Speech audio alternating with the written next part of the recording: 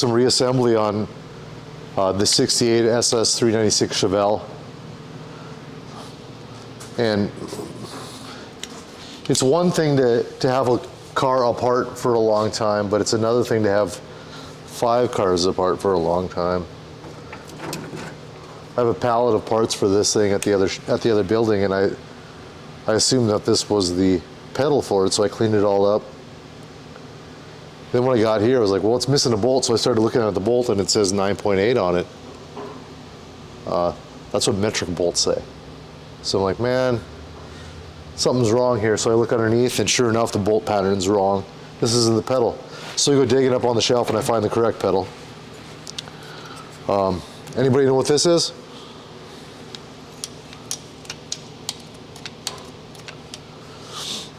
This is a switch to downshift a Turbo 400. Turbo 350 Chevy transmissions have that cable that runs up to the carburetor, kick down cable they call it. You put it on the floor, and it pulls a valve inside the transmission, and it downshifts. It's passing gear they call it sometimes, but that's what gives you. If you're on the highway, you can pull it to pass a car, and you hit it down. That's what downshifts you into second gear, and lets you get around the vehicle. Turbo 400s are electric, so that's what this is. The pedal has a little switch on it, and I don't know if it's yeah, it is adjustable. So you can decide how far down you want the pedal when the thing downshifts. We're probably not going to use this because it has fuel injection on it, and I'm pretty sure there's an output from the electronic fuel injection that does just this. It decides, or you decide what percentage of throttle you want the thing to drop a gear at.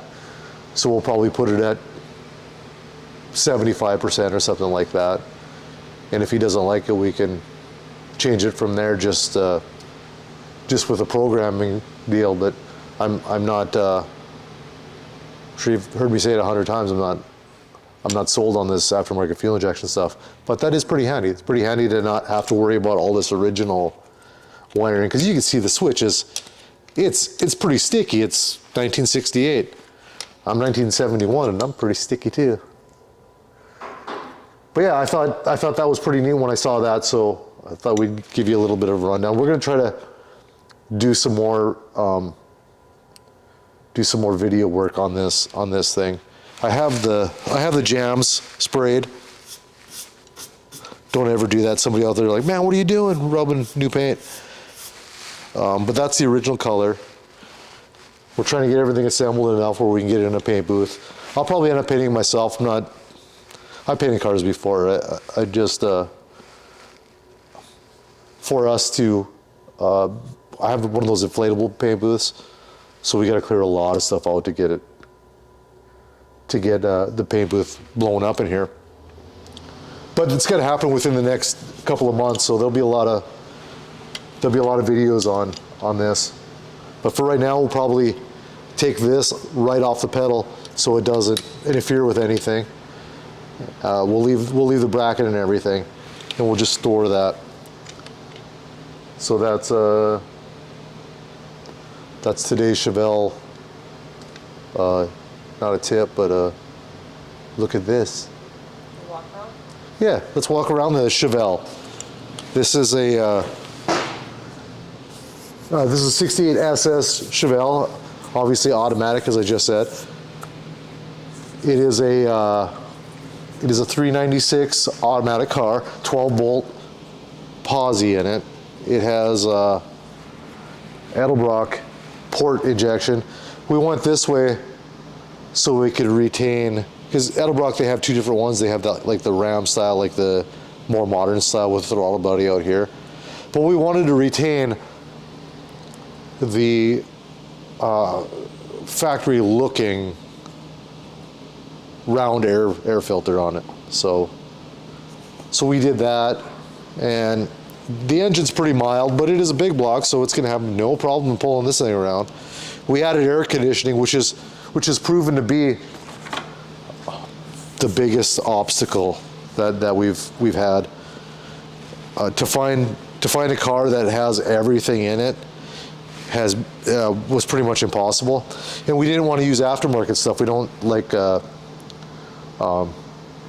Well, you know, aftermarket companies. I'm not going to name them, but there's nothing that looks right as far as I'm concerned. They have a bunch of brackets that mount a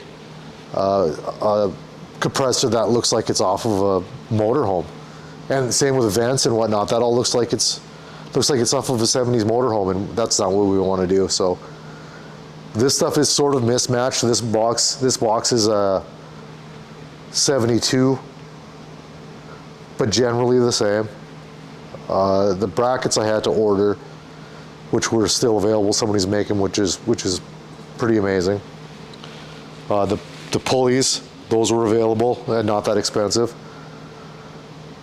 The firewall is different between an air conditioning car and a non-air conditioned car. So you can see right here, there's a plate here that's taking up a little bit of like that would have been cut out. So when this got up to there would have been a void there. But Ethan's got a plate behind this that tucks in there pretty good.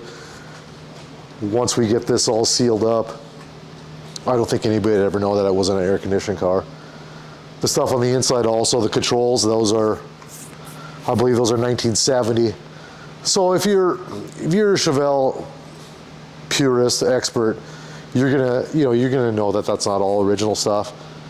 But for the most part, it sure looks a lot better than vintage air or that kind of thing. This is also where we decided to hide the ECM and harness for the EFI. Here's our high pressure fuel line. Fuel line originally would have came out of here and went to a low pressure mechanical fuel pump for a carburetor. So along the way, we just try to hide stuff as best we can. Some people like to just throw it in your face that, oh, this is electronic fuel injection. And to each their own. I prefer to hide it as well as I can and make the car still look somewhat original. I'm really confused as to how, we're so close here with the hoses. I haven't looked into what the 68 Chevelle hoses look like. But boy, we are really close with that. I don't want to have to make hoses for it, but that might end up being the situation here. The glass, the body itself was in really good condition. There was a small rust hole in the floor right here. There's a hole right there.